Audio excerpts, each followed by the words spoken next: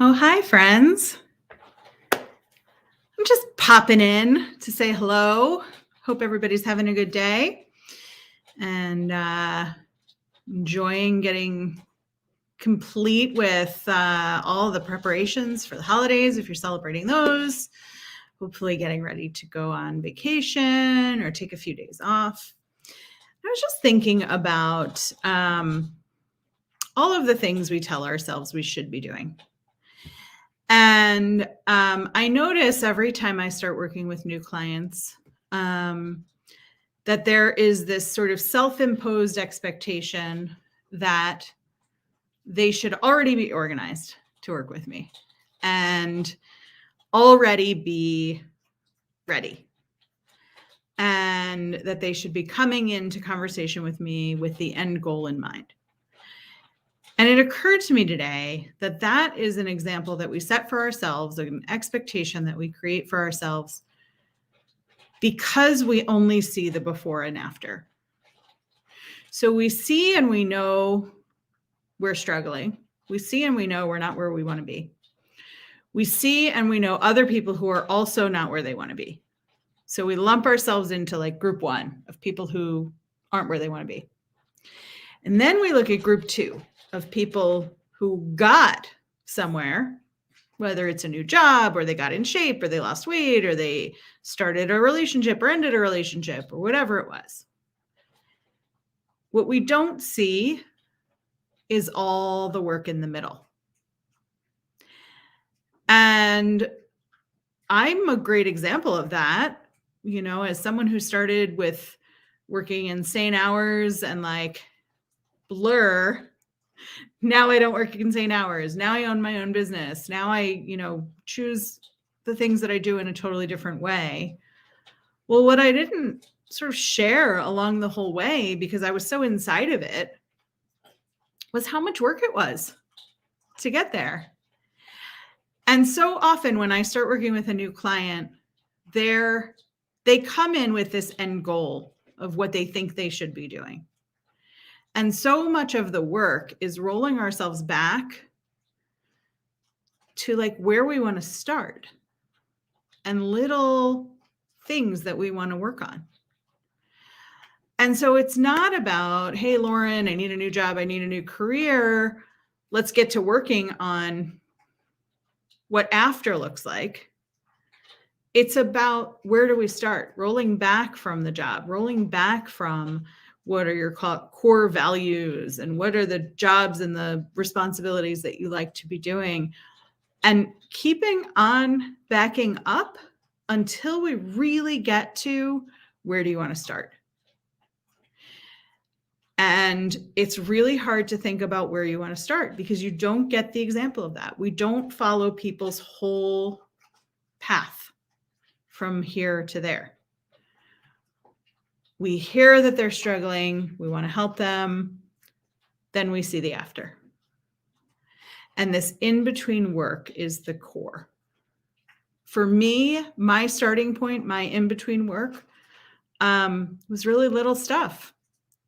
Setting a timer for 15 minutes to read, just for fun. That wasn't like for a thing. That wasn't in between things. That wasn't squeezing something in. Just 15 minutes to read. I had a client who was taking 5 minutes to stand outside with a cup of coffee, no matter what the weather. Stand outside with a cup of coffee for 5 minutes, because that was the 5 minutes of quiet time to just like kick off the day. And there are all kinds of steps along the way. And we put all this pressure on ourselves, right? We have this inner voice that's telling us it's not enough, it's not fast enough, it's not hard enough, whatever it is, that's telling us we should already be at the after. And what we need to realize is that there are 100 steps in between the before and the after. You are not expected to know the second you realize that something is wrong, the second you lose a job, the second you quit a job, the second you end a relationship, start a relationship, whatever it is.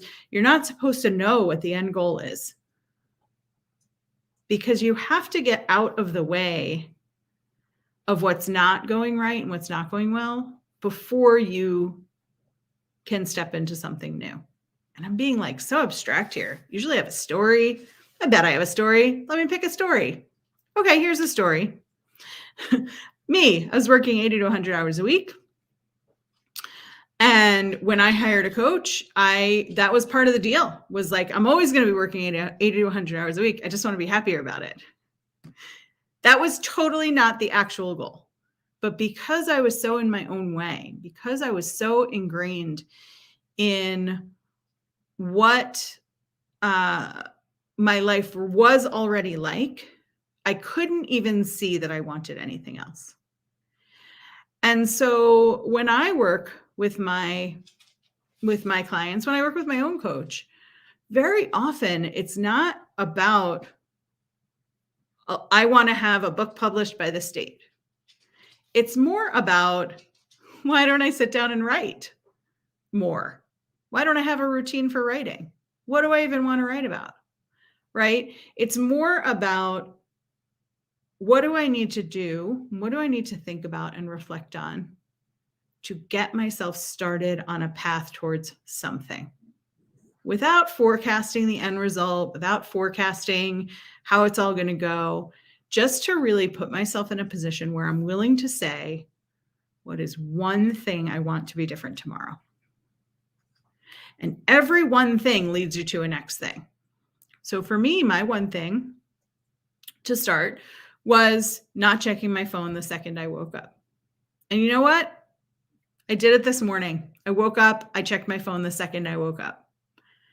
It wasn't a bad thing. It's not something I do every day, but you fall into the old habits, right? For me, I needed to replace it with something. So I replaced it with 15 minutes of reading. And when I got into that routine of showing up for myself in a different way, I got hungrier for more different stuff. I still didn't know what I wanted. I still didn't know what I was heading for. But I knew that I wanted things to be different. So the point of this all, a little bit rambly today, but the point of this all is,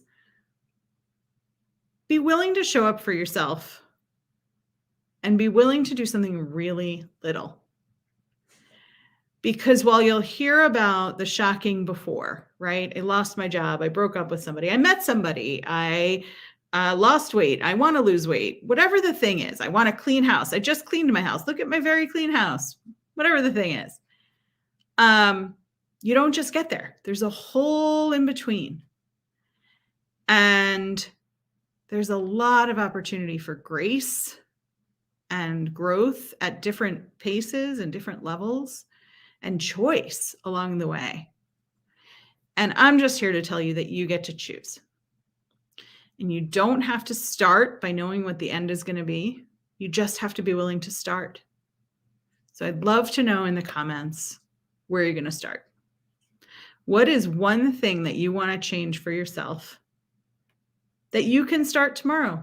It can be totally little. In fact, it should be totally little, because the best changes, the most sustainable changes, are the ones that are least jarring to your entire life. And when you see those little changes start to work, it makes you hungry for other little changes. So my commitment, tomorrow morning, I'm going back to not checking my phone for the first 15 minutes of the day. And I'm going to make sure that I do that by setting my wake up alarm and then setting my phone alarm for 15 minutes later.